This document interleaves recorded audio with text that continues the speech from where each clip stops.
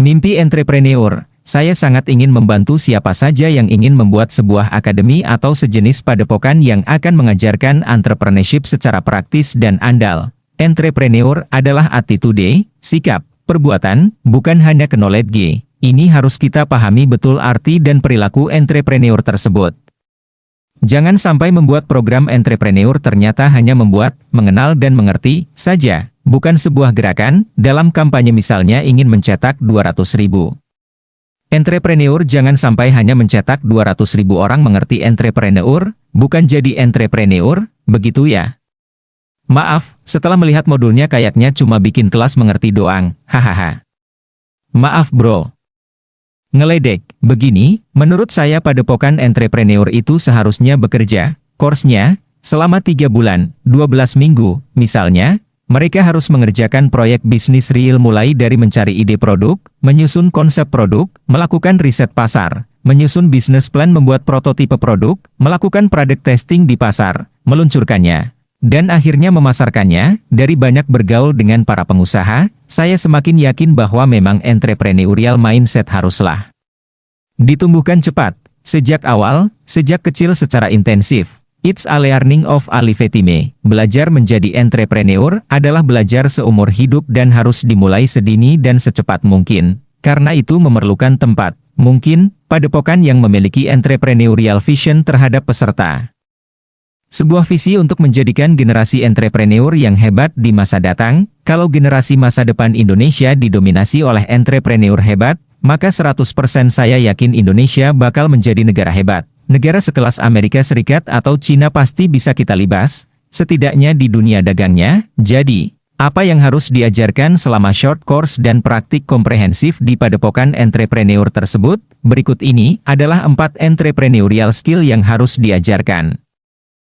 1. Kemampuan inovasi. Modal dasar seorang entrepreneur adalah kemampuan mencari, mencuri, ide-ide produk bisnis yang unik dan merealisasikannya. Karena itu peserta akan dibuatkan simulasi dan dibiasakan dimanapun dan kapanpun mengamati setiap kejadian yang ada di sekitarnya untuk dijadikan ide produk bisnis. Setiap kejadian di sekitar kita, di jalan, di pasar, di mal, bahkan di tempat pembuangan sampah, bisa menjadi sumber ide yang luar biasa untuk produk bisnis. Mindset yang akan ditanamkan, bisa nggak? Kamu punya ide yang lebih baik dari ini? 2. Keberanian mengambil risiko. Ciri unik seorang entrepreneur adalah keberaniannya dalam mengambil risiko. Mengambil risiko tak bisa diajarkan dengan ceramah, tapi harus praktik langsung dengan memberinya modal real untuk berbisnis. Tentu awalnya dari bisnis-bisnis yang gampang dan kecil risikonya. Di padepokan entrepreneur selama 12 minggu mereka harus mengerjakan proyek bisnis real di mana mereka diberi modal real pula.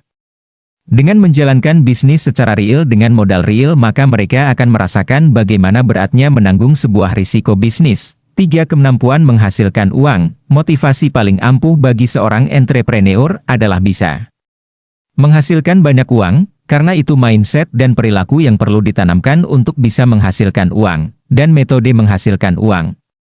Ya selling, jualan, untuk bisa menghasilkan uang. Seorang entrepreneur harus piawai menjual, karena itu peserta dilatih untuk bisa menjual dan menghasilkan profit.